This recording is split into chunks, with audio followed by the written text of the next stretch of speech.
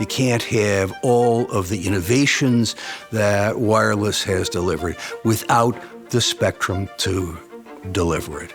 And you have to have a rational means of allocating that spectrum.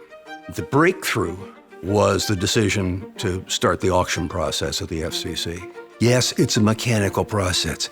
It's a damn hard, complex, interrelated mechanical process. And the best people in the world for doing this are at the Federal Communications Commission.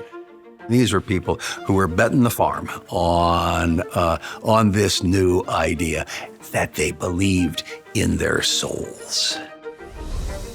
I first discovered the wireless industry when I was part of a group that won some spectrum in the FCC's dumbest way ever of allocating spectrum, and that is by lottery.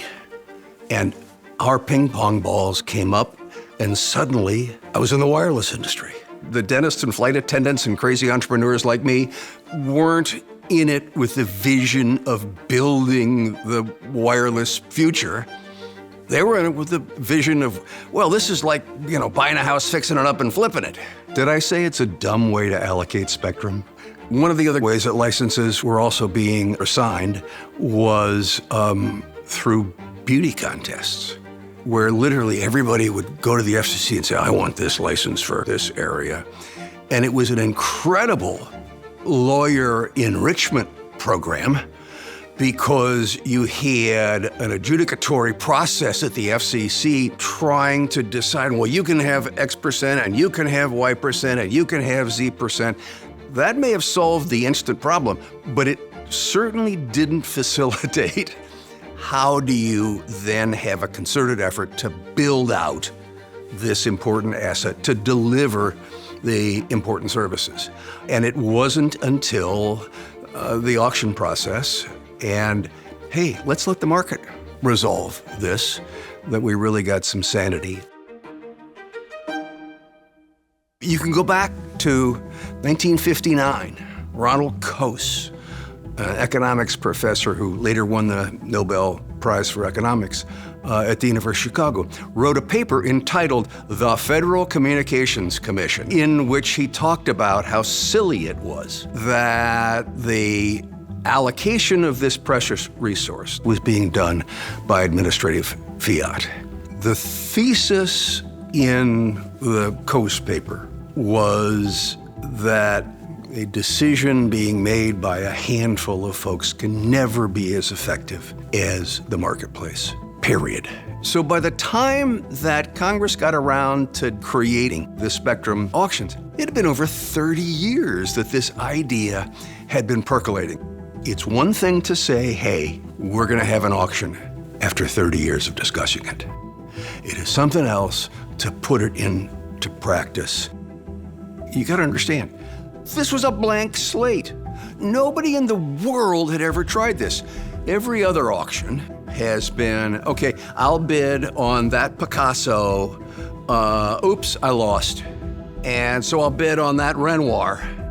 There is no relationship between these two assets that you're bidding on. But with wireless, you had to have this multifaceted, multi-round process where at the end of every round, you understood where you stood in relationship to every other player. Then you have the issues of, are you gonna have a national license? If you're not gonna have a national license, are you gonna be able to combine licenses? What's the size of the license area in terms of geography? What's the size of the license area in terms of spectrum? Who's going to be able to buy up the majority of a spectrum? And the fascinating thing about that 1994 auction is everybody talks about it as if it was some kind of a seminal moment. Well, it was seminal, but it certainly wasn't an immaculate conception, if you will. No, this was an idea that percolated for a long time and finally was implemented in 1994.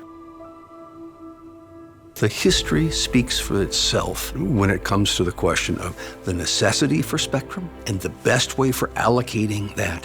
But what's been exciting has been watching the industry grow. And key to that is this stuff, spectrum. That you can't have growth in services, you can't have the economic growth, you can't have all of the innovations that wireless has delivered without the spectrum to deliver it.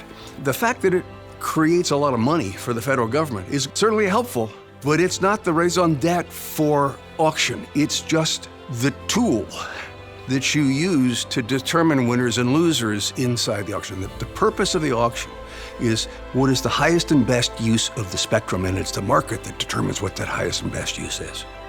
You couldn't have had the growth of the wireless industry in terms of the people it employs, the people that it serves, the innovation that it drives without a rational allocation of spectrum.